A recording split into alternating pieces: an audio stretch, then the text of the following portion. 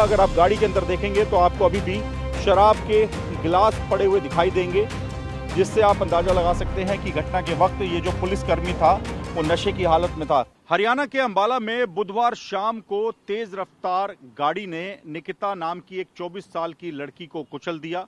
निकिता घटना के वक्त ई रिक्शा में अपने भाई के साथ सवार थी और अपने घर की ओर जा रही थी।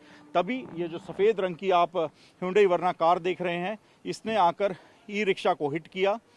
जो चश्मदीद है लड़की का भाई हर्ष, उसके मुताबिक जैसे ही ई रिक्शा को इस गाड़ी ने हिट किया तो निकिता ई रिक्शा से नीचे जा गिरी और उसके बाद ये जो तेज़ रफ्तार कार थी इसने वहाँ से भागने का प्रयास किया और इसी चक्कर में निकिता गाड़ी के टायर के नीचे आ गई और गाड़ी के दोनों टायर उसके ऊपर से गुजर गए, जिससे उसको काफ़ी इंजरी हुई, काफ़ी चोटें आई। और घटना के वक्त बताया जा रहा है कि अमित कुमार नाम का एक हरियाणा पुलिस का जवान था जो कि इस गाड़ी को चला रहा था। पूरी तरह से वो नशे की हालत में था, ऐसा परिवार की ओर से कहा गया है।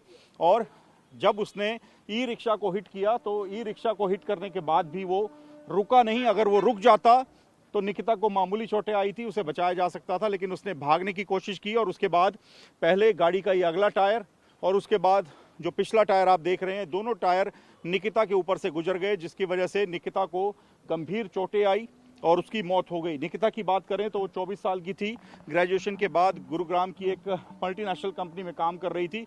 और बड़ी बात यह है कि एक पुलिसकर्मी जो कि नशे की हालत में था, उसकी वजह से यह हादसा हुआ। अगर आप गाड़ी के अंदर देखेंगे तो आपको अभी भी शराब के गिलास पड़े हुए दिखाई देंगे, जिससे आप अंदाजा लगा सकते हैं कि घटना के वक्त ये जो पुलिसकर्मी था वो नशे की हालत में था। अगर आप पिछली सीट पर देखेंगे तो वहाँ पर पानी की बोतल भी पड़ी है, आगे कांच के गिलास पड़े हैं।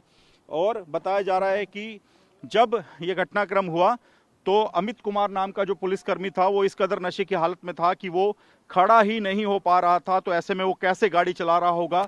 और जब उसने ई रिक्शा को हिट कर दिया तब उसने ये भी नहीं देखा कि अंदर एक लड़की नीचे आ गिरी है और उसको बचाया जा सकता है, उसको मामूली चोटें आई है। उसने गाड़ी भगा दी और गाड़ी भगाने की वजह से उसने ये भी नहीं देखा कि उसकी गाड़ी के टायरों के नीचे निकिता आ चुकी है, उसको गंभीर चोट आ सकती है। उसने गाड़ी वहां से भगाने का प्रयास किया।